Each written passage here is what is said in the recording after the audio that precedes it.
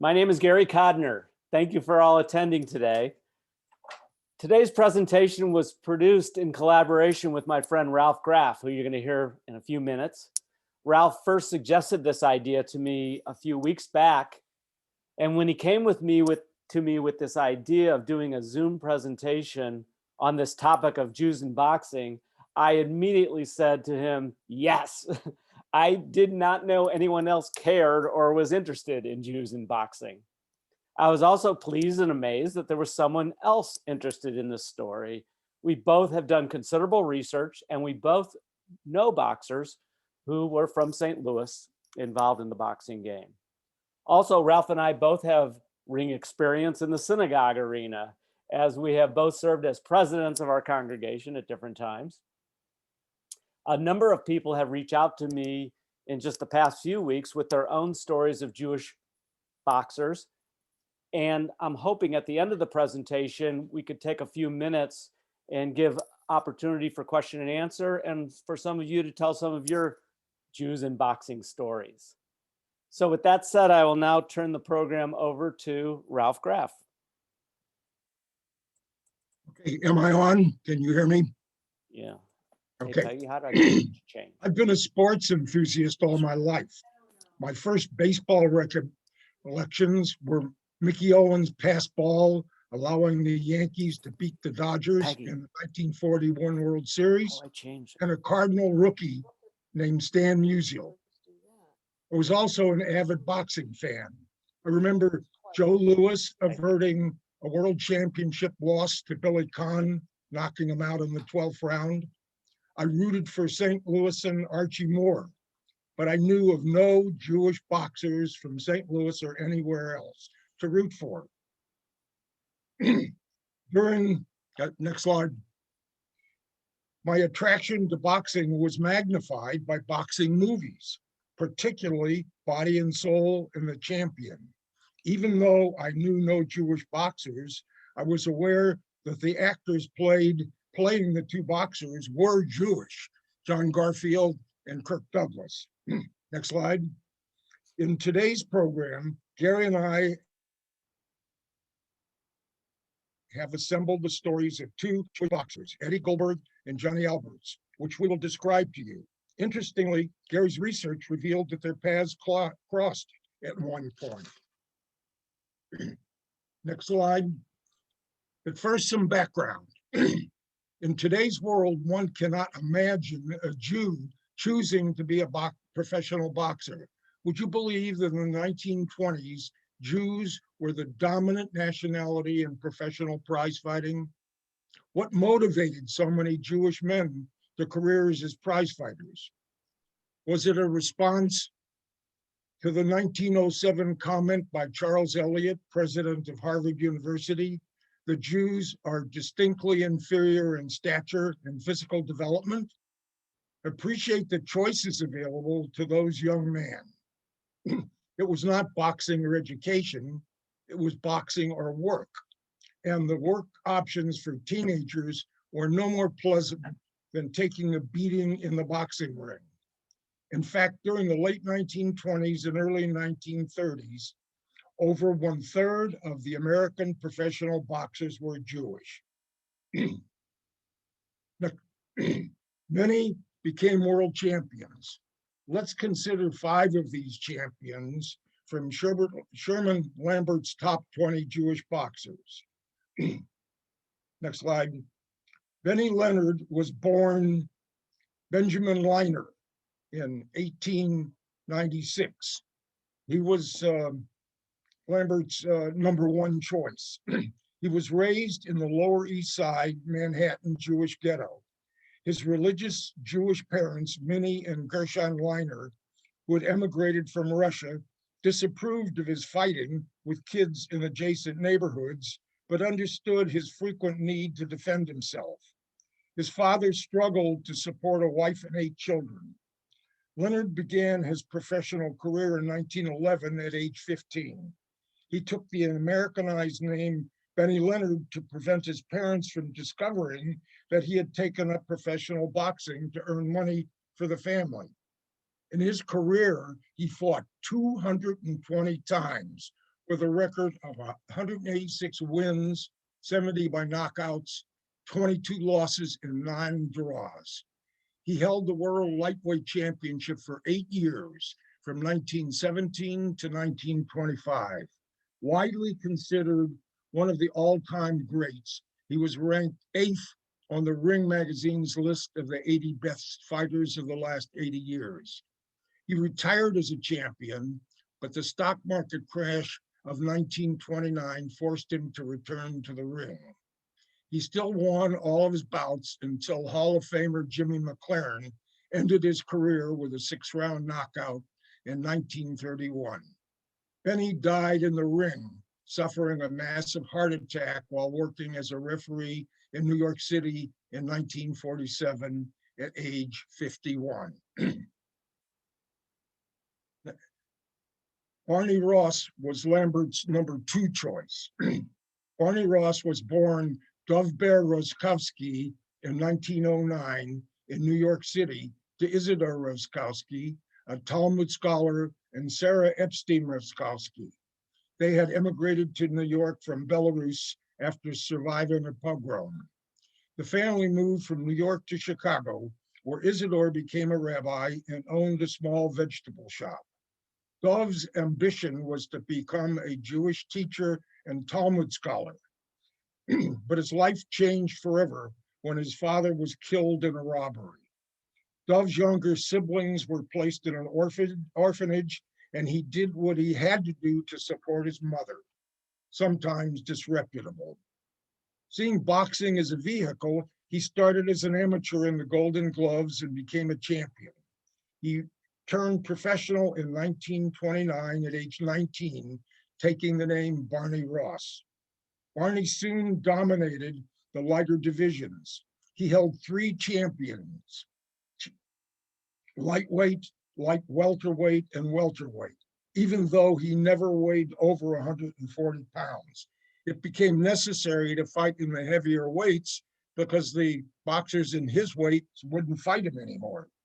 Some believe that Ross's will to finish every fight on his feet had to do with his understanding of his symbolic importance to Jews. When Adolf Hitler was spreading his anti-Jewish philosophy, Ross was seen by American Jews as one of their greatest advocates. In his last fight in 1938, Ross defended his title against fellow 3-division world champion Henry Armstrong, who beat him in a 15-round decision. Although Armstrong pounded Ross and his trainers begged him to let them stop the fight, Ross refused to stop or to go down. Barney Ross had never been knocked out in his career, and he was determined to leave the ring on his feet. Some boxing experts view Ross's performance against Armstrong as one of the most courageous in history. Ross retired with a record of 72 wins, 22 by knockouts, 4 losses, and 3 draws. He was ranked number 21 on Ring magazine's list, the 80 best fighters of the last 80 years. As a 30-year-old, Barney joined the Marines and volunteered for frontline duty. At Guadalcanal, he earned the Silver Star. He went home torn by shrapnel, bullets, and malaria.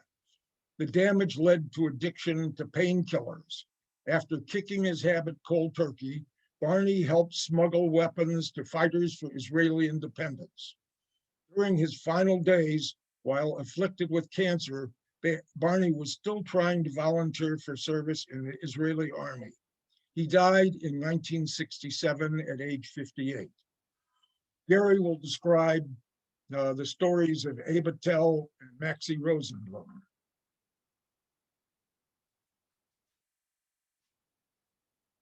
Gary? I was muted. Sorry, Ralph. Okay, I'm back. good. Abraham Mattel was born in San Francisco, California, the son of Jewish parents. In 1883, growing up in a mostly Irish neighborhood, he was often involved in fights with neighborhood boys.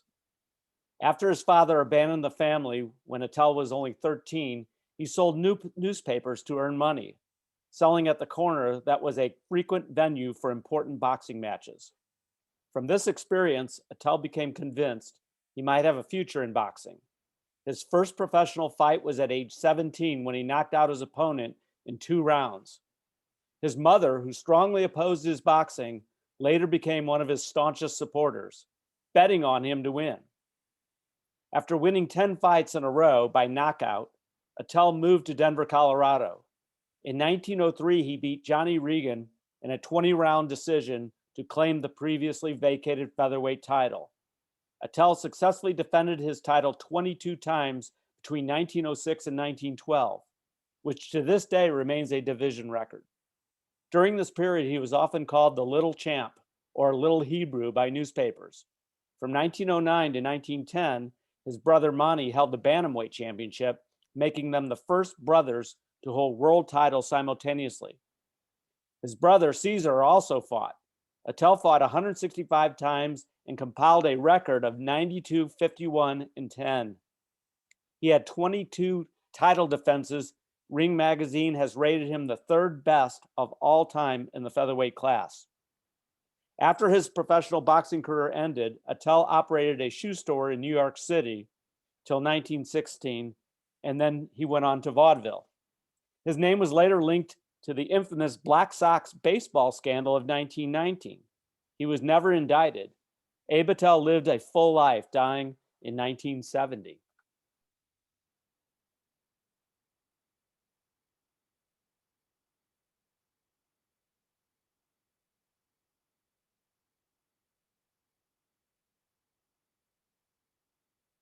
I don't know how I became muted, but I did. I'm back. Maxie Rosenblum was born in 1907 in Lebanon, Connecticut, and raised on the Lower East Side of New York.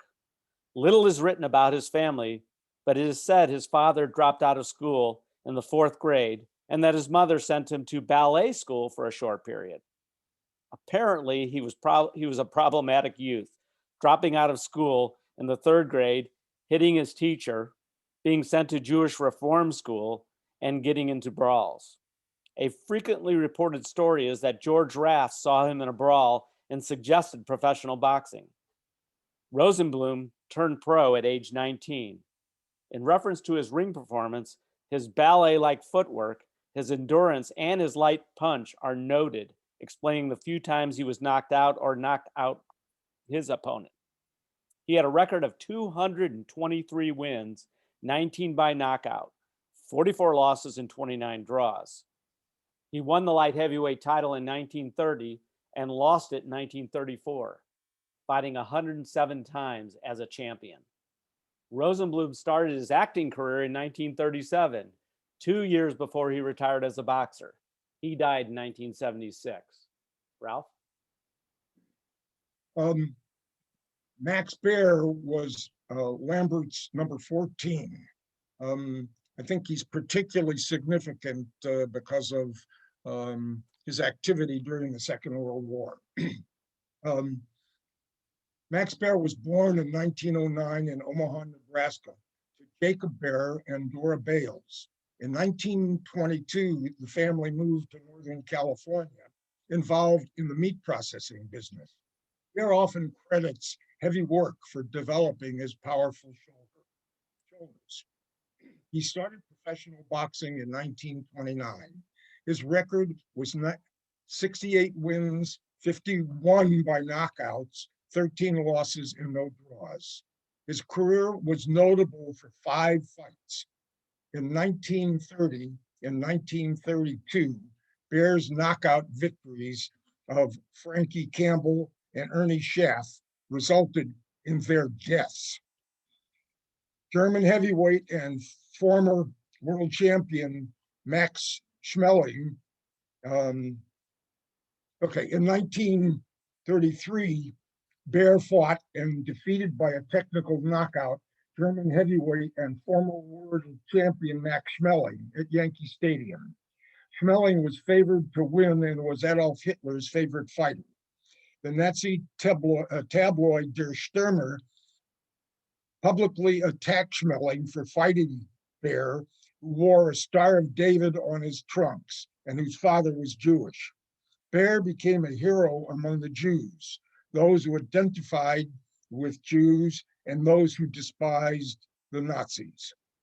According to biographer David Brett, after the war, it was learned that Schmeling had in fact saved the lives of many Jewish children during the war while still serving his country. In 1934, Bear defeated the huge reigning world champion, Primo Carnera. Bear knocked down the champion 11 times before the fight was stopped in the 11th round. Despite this dominant performance over Carnera, Bear would hold the world heavyweight title for just 364 days. In 1935, one of the greatest upsets in boxing history transpired as Bear fought down and outer James Braddock. Bear hardly trained for the bout. Braddock, on the other hand, trained hard.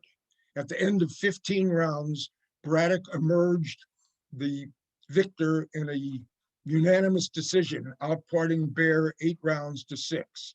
Bear died in 1950 at age 50. Some of you might remember the TV show, The Beverly Hillbillies. If you recall, the slow-thinking Jethro was Max Bear's son. As a boxing fan, next slide. As a boxing fan, I took pride in St. Louis boxers, but I was aware of no St. Louis Jewish boxers. Wikipedia lists 120 Jewish boxers, none from St. Louis. But in the years of the 20th century, in the early years of the 20th century, there were Jewish boxers. Let Gary and me tell you the story of 2 of them. Before you go on, Gary, we'll refer to this building later in the presentations. Gary? Thank you, Ralph. Eddie Goldberg was my grandmother's brother. They were members of the Goldberg family of 10 children. I particularly remember my Uncle Eddie as I was growing up. I always found him different and amusing compared to other relatives. He had an odd sense of humor and a peculiar personality.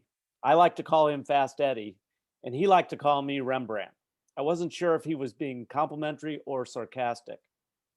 Eddie Goldberg was a successful flyweight, welterweight boxer as an amateur in the 1920s and as a professional in the 1930s. He is written up in countless newspaper articles for appearing in local and Eastern boxing venues. Eddie was a successful amateur boxer in St. Louis and in East St. Louis in the early 1920s. He fought in the featherweight division, moved up to bantam, and then finished his career as a welterweight. In 1924, at age 18, Eddie was selected to compete in the trials for the U.S. Olympic team. I was surprised and intrigued to find out the story in the newspaper. St. Louis Alderman Harry Uhlmeyer offered to put up the money and sponsor Eddie's trip to Boston so that he could compete in the AAU National Championships and the Olympic trials, with a chance to go on to Paris for the Olympic Games. Eddie's mother, my great-grandmother, Molly Goldberg, refused to let him go. She was totally opposed to his boxing life. Yet Eddie frequently competed behind her back. Eddie would slip out quietly away from the supper table in the evening and go to the boxing ring, always without his mother's knowledge. He would even burn newspaper clippings to keep his fight career as much a secret as possible. An article in the Post-Dispatch said, the youngster was tempted to disregard the desire of his parents this Friday and get on the train to Boston without their consent. But his coach urged him to remain at home. At age 18, Eddie had engaged in 10 local amateur boxing bouts in the course of his 14 months as a boxer. He won all 10 of those matches, working up from the 105 pounds to 118 pounds. He started his boxing career under the tutelage of Kid Alberts. We're going to hear more about him later at the local YMHA. The YMHA would be today's J, I suppose. And he was coached and managed by Tony Bramall, now then later trainer for the St. Louis Browns. It is the impression among friends of Goldberg that if Bramall had been in charge of the trip, Eddie's mother would have consented to let her go to Boston for the Olympic trials. I still remember as a kid asking my uncle about his boxing career. He told me that he fought 20 times at Madison Square Garden. He had dreams of being a champion at the bantamweight division. He told me the story about his first fight at Madison Square Gardens. And he said, "One night I'm fighting this guy at the Garden. It was a hot night and a tough battle. And in the second round, I was knocked to the mat and my lights went out. The next thing I could remember, I'm in a steam room across the street where boxers would often go after their fights. The bruises and injuries didn't hurt so much when you steamed for a few hours. Well, I'm sitting there in the steam room and a newsboy bursts in the room with an early edition of the newspaper. And the sports page headline reads, 'Eddie Goldberg wins in 10 rounds. I found out that I not only managed to get off the floor, but went on to win a 10-round decision. The trainer said I almost knocked the other guy out with a left hook.' After 31 pro fights, Eddie quit boxing and became a trainer. He served 31 months in the Navy during World War II. He was with the Army Medical Corps in the South Pacific, 1st Marine Division at Guadalcanal, as a first aid medic in the active battle theater. He was decorated for his service, having treated wounded soldiers in battlefield. He played baseball and coached boxers during his Navy career. He was hospitalized at the end of the war, was discharged and relocated to Florida as a jockey masseuse. And as a jockey trainer and in various horse tracks in southern Florida area. He would eventually return to St. Louis and work with the jockeys at Fairmount Park in Illinois. He was also known for special treatments and strategies for cutting jockeys' weight, enabling them to stay longer in the sport as they got older. I found it interesting that Eddie wore a Mogan David on his boxing trunks, perhaps inspired by the great Max Baer, who was now to do the same during a time, during a time of great anti-Semitism in America. Eddie never married, always a loner, but retained close relations to his family, particularly his sister, my grandmother Rose Faden. He spent many holidays and family dinners with the family. For Eddie, it was a free meal, home cooking, and a chance to keep up with the family. Later in his life, he was quoted in an interview with the Post-Dispatch. When they asked him about his family life, he said he didn't have much family to speak of, but in reality, he had 9 siblings, countless nieces and nephews and in-laws. So with that, I will turn it back to you, Ralph. Next slide.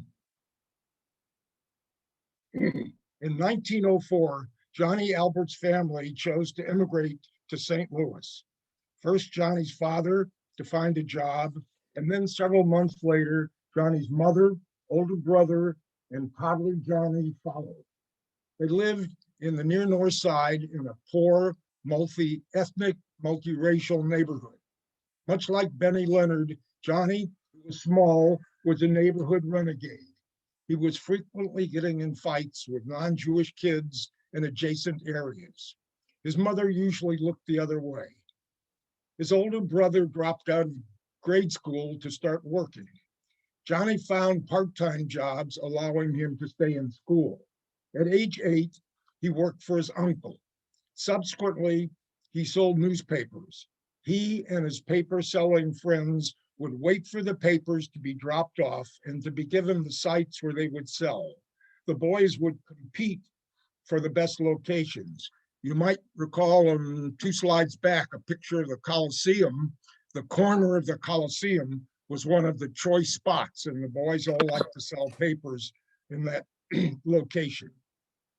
Henry Spiro, the man bringing the newspapers and assigning the locations, was an accomplished boxer and occasional manager. He would sometimes watch the boys scrap. One day he approached Johnny and said to him, "You're pretty good. Would you like me to train you and arrange a fight?" Johnny said, "Okay." And at age 15, after a brief training period, he stepped into the ring for his first fight and took his first beating. In an article in the Globe Democrat many years later, Johnny philosophized that Henry had picked an accomplished foe to give Johnny a realistic view of what he was facing. As a young kid, Johnny recognized that a punch whose direct trajectory followed a hook pattern, landing on the tip of the chin, was a devastating punch, a punch that he was good at delivering. Over his next 20 fights, he won 16, 8 by knockouts, 2 losses and 2 were draws. Johnny's family did not know his boxing activity. He explained to his mother that his cuts and bruises were acquired in alley fights. As his wins mounted, the number and prominence of the newspaper articles increased. The subterfuge came to an abrupt end when Johnny's uncle, a boxing fan, told Johnny's mother that Johnny had won a big fight the night before. When confronted, Johnny, still a high school student, told his mother he was making good money. She instructed that he would give the money to her and she would save it for him to go to college. Johnny continued to box through the remainder of high school. These are some of the quotes in newspaper articles. Johnny Alberts outpointed Buster Brown. Alberts is one of the best looking youngsters. Johnny Alberts was giving Henry Leonard such a trimming that the referee stopped the fight. Police stopped one scratch after Kid Alberts floored Jimmy Curtis twice. Kid Alberts, a high school student, knocks out young Griffo in the opening round. And one particularly interesting article, Alberts knocks out Casey Jones. The following poem was published in the newspaper. Next slide. I'll just let you all read it. After graduating from high school as promised, he enrolled at the University of Missouri. Although he had money saved and a small salary from the school as a boxing coach, he depended on income from boxing, and it was difficult to arrange fights, and he did not enjoy his engineering curriculum. So after his first year, he transferred to Washington University in St. Louis. He was given a coaching job, which covered most of his tuition. He could arrange boxing matches for which he could train properly, and he changed his curriculum to law, a decision that he would subsequently recognize as very positive. As an accomplished boxer, earning his way through college and law school, Johnny was interesting press. As a boxer, next slide. As a boxing coach, next slide. And in human interest stories. Next slide. Next slide.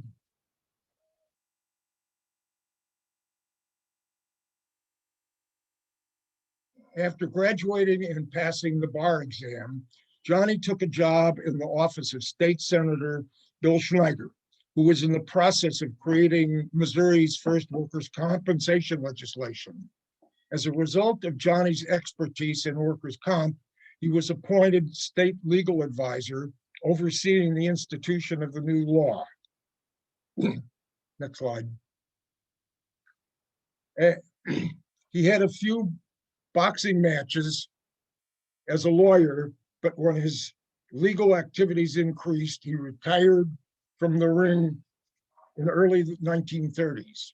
He did continue his involvement in boxing as a referee, as a judge, and a Golden Gloves official. After several years, he established his own office.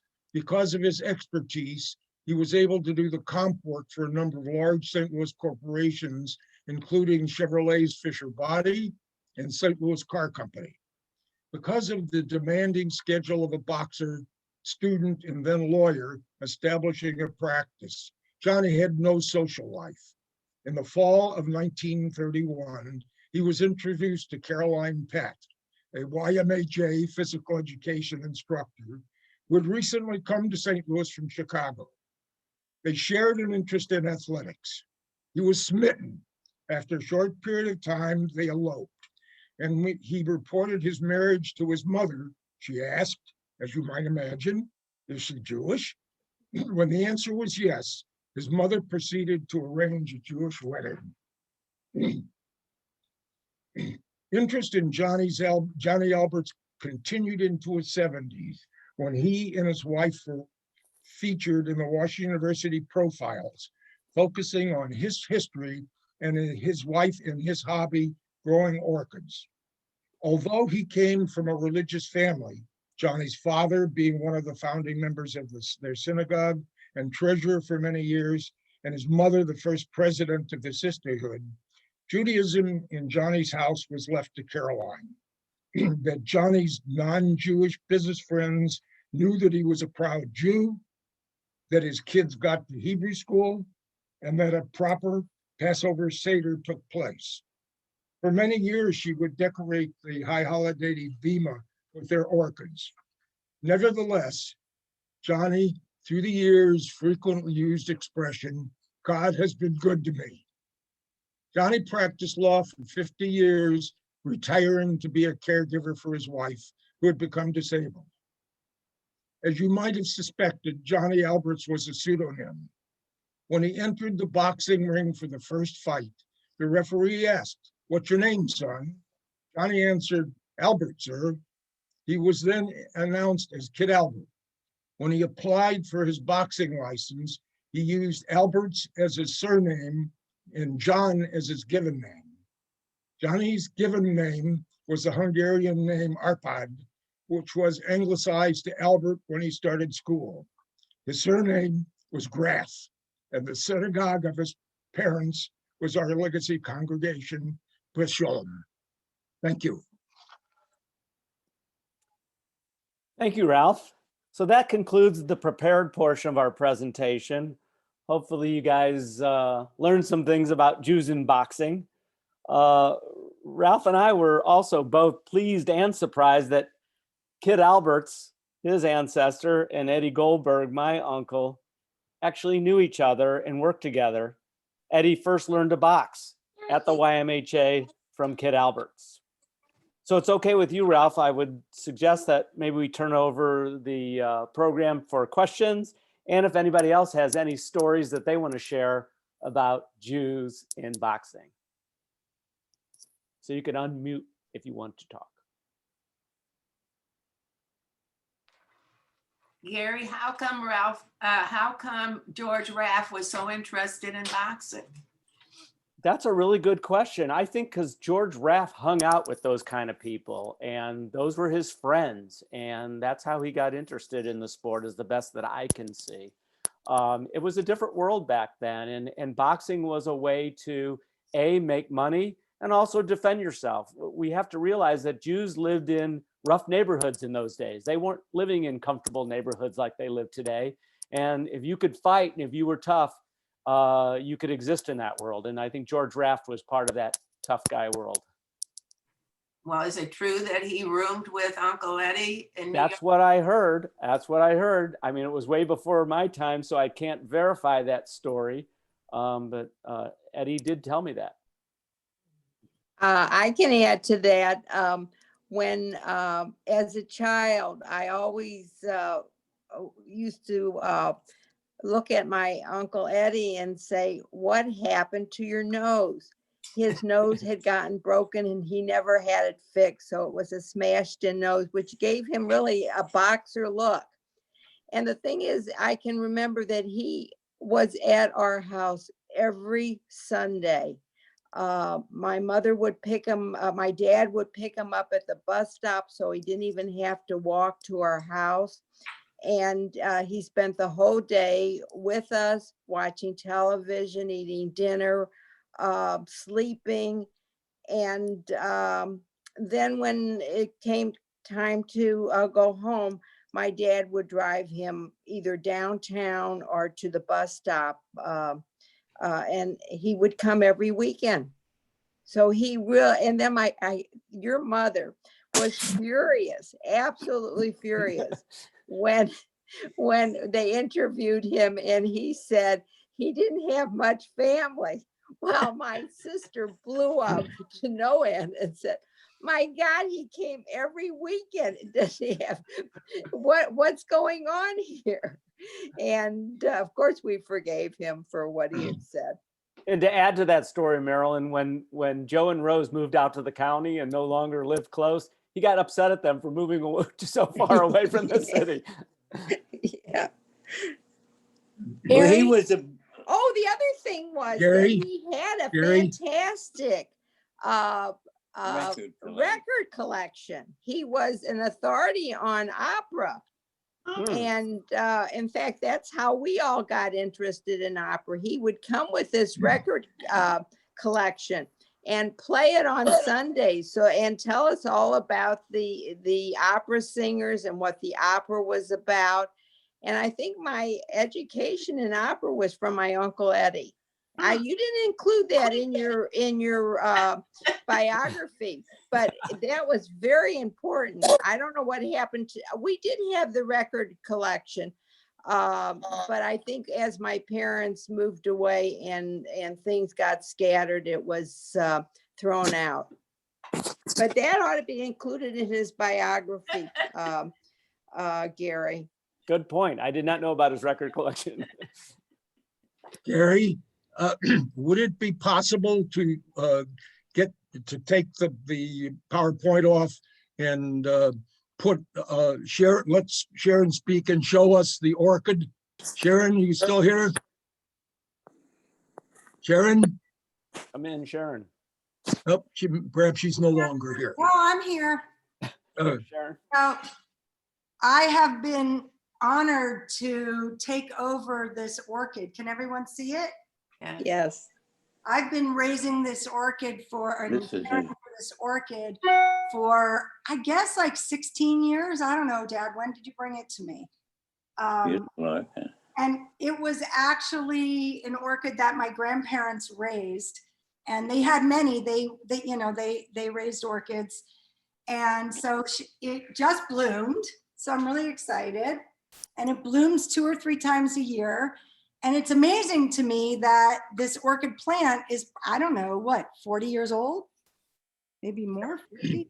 One of the ancestors was probably on the Bema on the high holidays at BSKI. It's That's an old beautiful, orchid. stunning. Gary, Yes. as it's Carol Battle, Hi, as Carol. the wife of the man who got my parents interested in orchids, I can claim that fame. He grew orchids at Nettie's. I'd like to talk about my dad and his involvement in boxing over TV. In 1948, I think Ezra Charles was fighting for one of the titles. And at the time, I think it was Channel 5, KSD TV. Dad was their expert on record, and they had him as the guest commentator. And he kept up with the Golden Gloves, and he took us to the Golden Gloves as we grew up. So we grew up with boxing, and I imagine I was the only girl who knew the difference from a right cross and a left hook. And we were all, but he stayed active. He kept up his training, and he had a 7-inch chest expansion. He used to lift us up with straight arms over his head, and he did that with all his grandchildren. And man stayed completely fit, and up to 6 months before he died, he would walk 2 miles a day. And he kept his boxing, his training. He incorporated that. My mother was in physical education, and they believed that physical fitness was necessary for mental fitness. And it remained a part of the whole thing. And he used to talk about, he liked Sugar Ray Robinson. And he kept current with everything. Carol, do you or Ralph know how the name Kid Alberts was chosen? You know, he could have chosen any name. Why that particular name? Well, as Ralph said, because he gave the name Albert, and the guy called him Kid Alberts. And I get it. Okay, all right. And you have to understand, nobody knew he was boxing. He did this completely behind his parents' back. And that seemed to be a theme of a lot of these Jewish boxers. Their mothers you did have to not want them understand. boxing. Back in those days, if you were out with your friends playing baseball in a field and another group came and they wanted the field, you fought for it. And I mean, it was a matter of physical dominance. And my dad was the fighter. And as a matter of fact, if my dad said jump, you said how high. But he was always very fair, and he would always That's Sandy listen. Steinbeck. And Yeah. this was a man, he was his word. If he said something, that was it. He didn't pretend. He didn't dissemble. And you had to answer him yes. If you said yeah, he insisted upon correct manners, but he had a fantastic sense of humor. Everybody had nicknames. His friends were Mushmouth and Frozen Brains, and everybody got a nickname. I got one, Ralph got one, my sister Judy got one. We all had nicknames. He was smart though. My mother's nicknames were very nice. Paul Lemmerman, you're on the call, aren't you? You had a relative who was a professional fighter, right? Unmute yourself.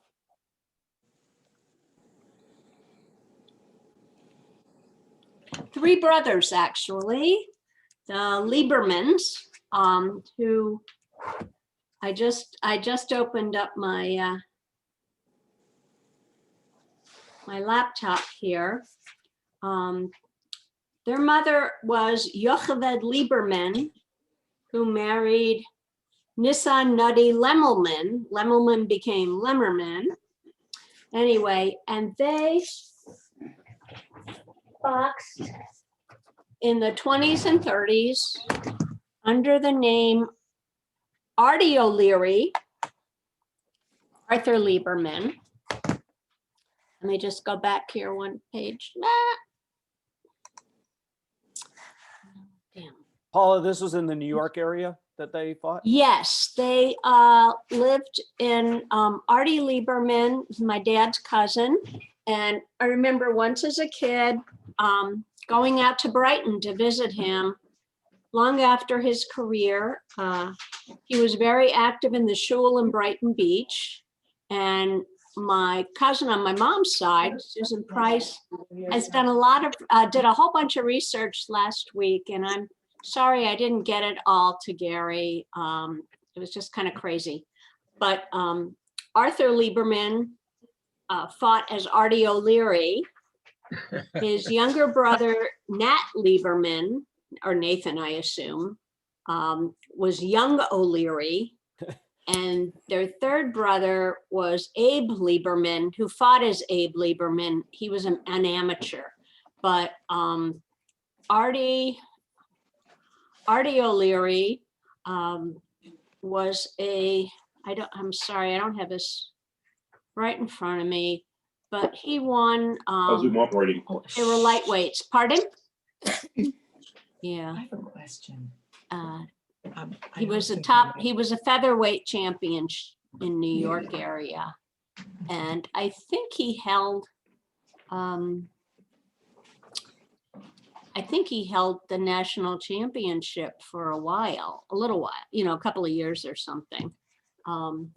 I can get those documents. I have them on several different emails and I haven't had a chance to put them together. But my brother remembers that when we went out to visit cousin Artie, Arthur, that the walls in his apartment, which I remember as being rather sad and small and whatever, dark, were covered with newspaper clippings. Thanks. I think So somebody that's has a about question. all I can tell you without boring you at this point. Thank you. Anthony, you have a question. Hi, yes. I hope everybody's doing good in these times. God knows we all could be doing better. I just want to mention something. By the way, Uncle Buddy, great job, great presentation. But one thing I like to mention is like basically, the films like Champion with Kirk Douglas or boxing films with Jewish actors. I watched this one documentary back that was made back in the mid 2000s on PBS. It's like it was basically how these films were able to inspire certain Jewish boxers of today or back a few decades ago to get in boxing or other sports. Since basically because around their schools, around the or like around their areas they lived in. There were these stories about, like, this one Jewish boxer was talking about how he lived in this neighborhood of mostly Christian kids, where he went to this public school, and these Christian kids were always mocking and harassing him, basically because he was Jewish, and saying he couldn't play sports or whatever because he was Jewish. But he watched all these films like Champion with Kirk Douglas and a few others, and heard all these stories from that inspired him to basically like all to box or do all these other things, which it just shows you how the power of film can basically inspire you to do about anything you can, which I find really interesting and fascinating. Thank you, Anthony. Randy, I know you also you're on the call. Yes, have some relations to Jewish boxing, right? Yeah, so my mother's here too. So my father was who grew up in Philadelphia in a rough area. He was really into boxing. I still have his boxing gloves. He would tie these regulation boxing gloves onto my brother and I when we were little kids and try to get us to spar. He had a regulation boxing bag hung in the basement, which was crazy and weighed way more than we did. But he I believe was friendly with Joe Frazier's sparring partner, and he used to spar with him. So, and my father was built like a weightlifter. He was always in the gym, skipping school, hanging out with the thugs, and basically keeping them from beating up his little brother. So, Mom, you're muted. You're muted, Mom. Unmute yourself. You're still muted. Mom, you know to unmute? Okay. No. I could read her lips. She's good She's now. still muted. No, she's good. Can't hear you. Can you hear me now? She's working on it. Yes. You're good. But He was Randy, his partner was Mo Man really friendly. There she is. Mo We can hear Man you now, Mom. Williams. Oh, okay, the boxer that you were thinking of. Yeah, Yeah, Mo Man Williams. we can hear you. Okay, good. Mo Man Williams. And yes. who was he? He was a boxer. He was trying to be, he was trying to really make a name for himself. And in a way, he did. He was known in certain circles, Mo Man Williams. So, but he was the one.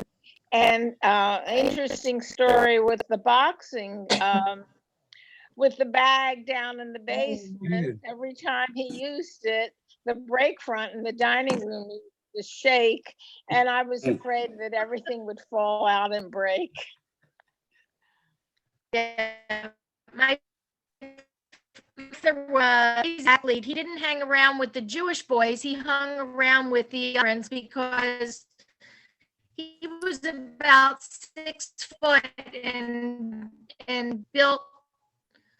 He was a big guy, and so his closest friends in the street of Philly were the other immigrants, but they protected the little Jewish boys. Yes, loved boxing. Marilyn, you also, yeah, I had a question. Ralph loved boxing. Okay, Ralph showed a picture. He used to deliver the Jewish Forward in a very bad neighborhood. And yeah, there were quite a few stories about that. Louis? Ralph showed a picture of the famous Coliseum, but Right. it said he was going to talk about it more. And I can remember going to circus there, but It was it's a in the good thing he 30s. could box. Ralph, I don't really know a lot about that venue. It's certainly gone. That building no longer stands today. Ralph, do you know anything about the Coliseum? No, I learned more from your picture than I knew before. I just knew my father talked about it quite frequently. I do know this much about it. When they built that building, it was like the 4th largest convention center in the United States of America. It was that big. And they actually held the Democratic Convention there one year in that venue. St. Louis was a big place for boxing. And it would be the equivalent of boxing at Madison Square Garden in New York to be able to be at that venue. It was large. Gary, do you know what street it was on? Yeah, it was On near Jefferson Jefferson. and Market area, if you know. Oh, where that Jefferson is. Market. Okay. Yeah, nothing is left from it at all. Completely gone. But it was kind of neat that they once had such a large venue for sports and for boxing in St. Louis. Asian hotel. Well, and in 1900, St. Louis was the 4th or 5th largest Yeah, right. city in the United States. So, And then we just went downhill from there. Never got anywhere. well, it didn't as much. What happened was that the county, the city and the county didn't want to get together. Yeah, they And divorced each other, right? Set the city limits halfway into the, where the population was. And what's ironic about that, Louis, is they didn't want the county. They looked down their nose at the county thinking the city was far superior. And Correct. Hey, it's a totally different story. Gary, if I could offer some movie minutia, I'm sure many of you saw the movie Somebody Up There Likes Me, Rocky Graziano's movie. It was interesting that the Irish boxer was played by Paul Newman, the Jew, and his Jewish wife was played by an Italian. Yeah, dear Ashley. Yeah. In another movie, The Raging Bull, you might have noticed that Jake LaMotta is listed as a Jewish champion. His mother was Jewish. Ah, Interesting. I didn't know that. Yep, that is right. And heck, Somebody Up There Likes Me. That was one of Steve McQueen's early films, I believe. Okay. Well, I believe John Garfield also played a boxer, as did Kirk Douglas. Yep. Anybody else have stories to share or questions that they want to throw out? Does anybody have any souvenirs or memory things, objects or anything? I saw the one lady had boxing gloves. Anybody have anything else?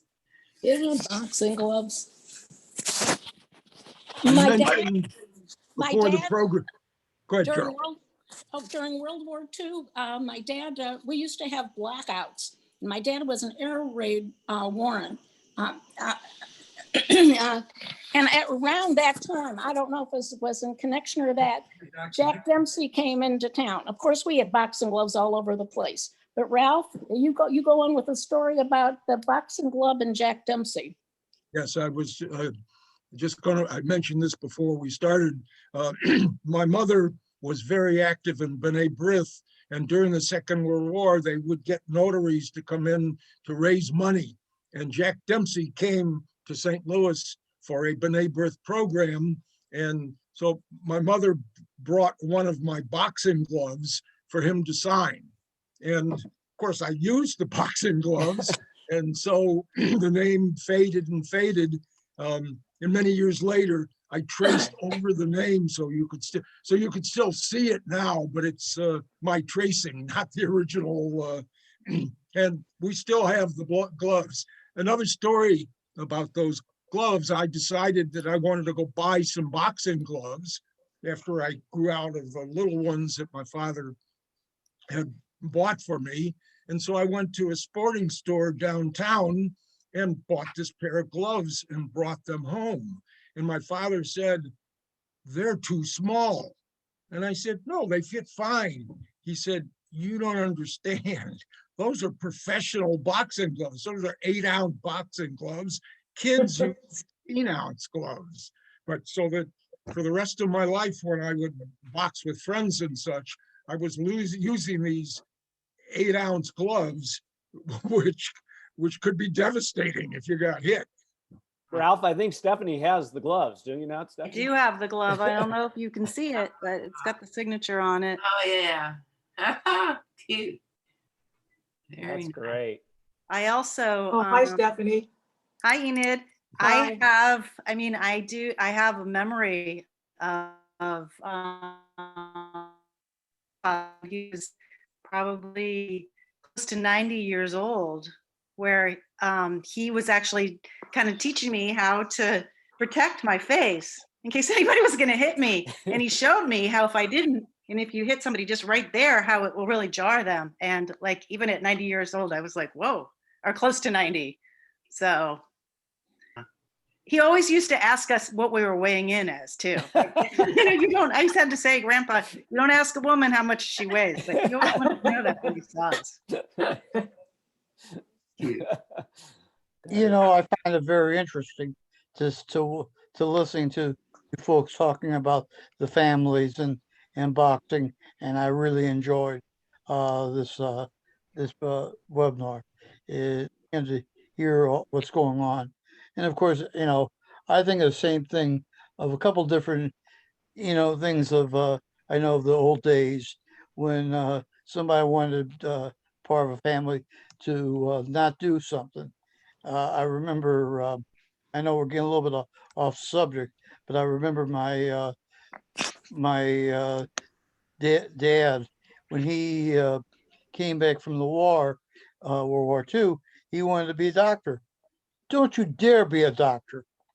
You know, doctors were not good, and of course, where are they today? They're in the top of the field.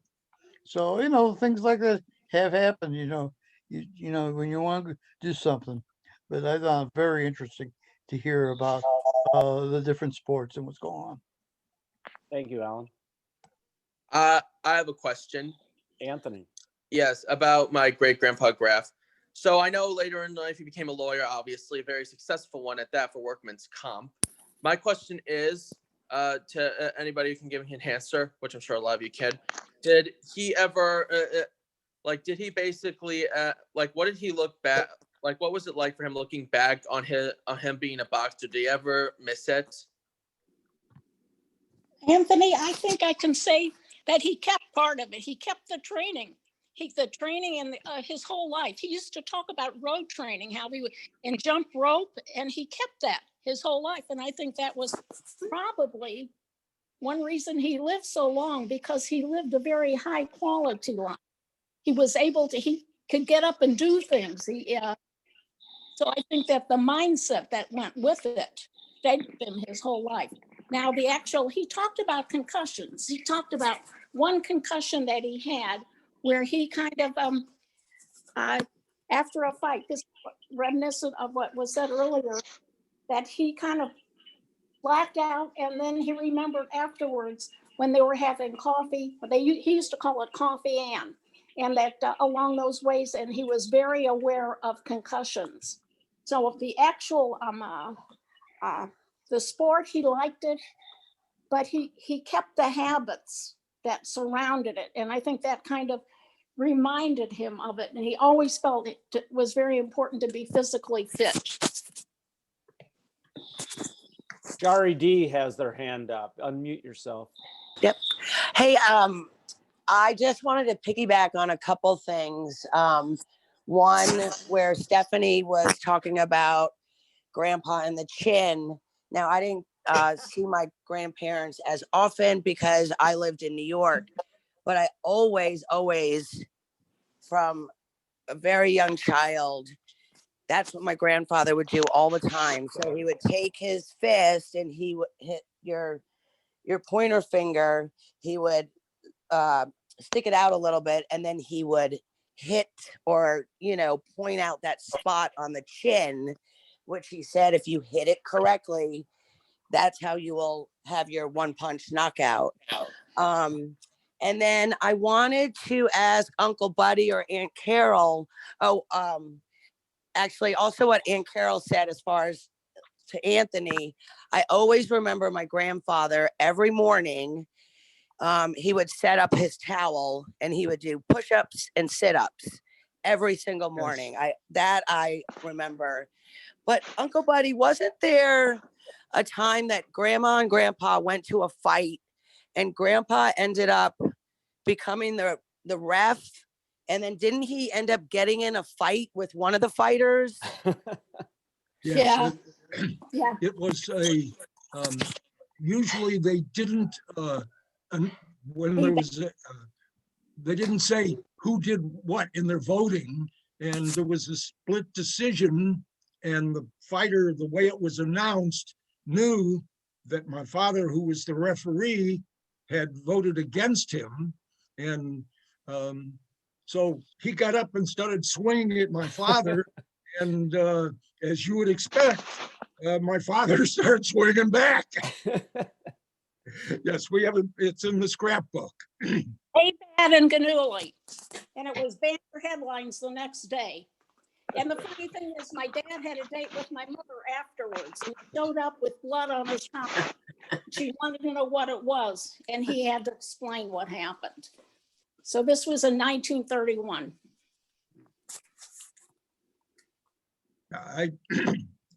My father would religiously watch the Friday night fights, and frequently I would watch the Friday night fights with him. He would judge in many different venues, and if it was in a large place, I would have a seat someplace in the audience. But when he judged at the little clubs, I could sit at ringside with him. And I think Carol just mentioned there were many nights that we came home spattered with blood.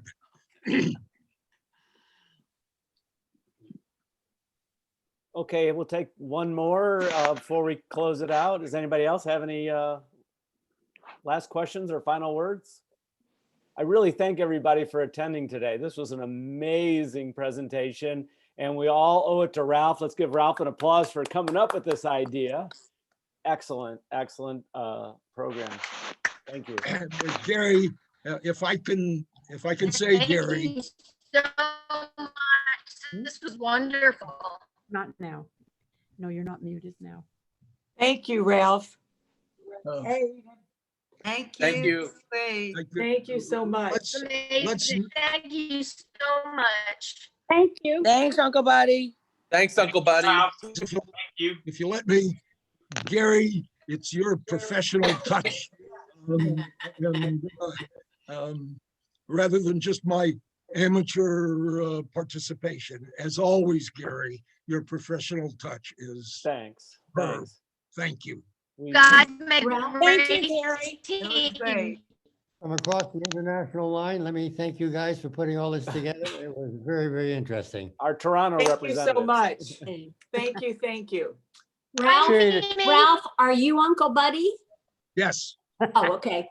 Just trying to figure that out here. So now we got a new name to call him. Thank you. It was really good. Thank you. You all have a See great day. everybody. Bye.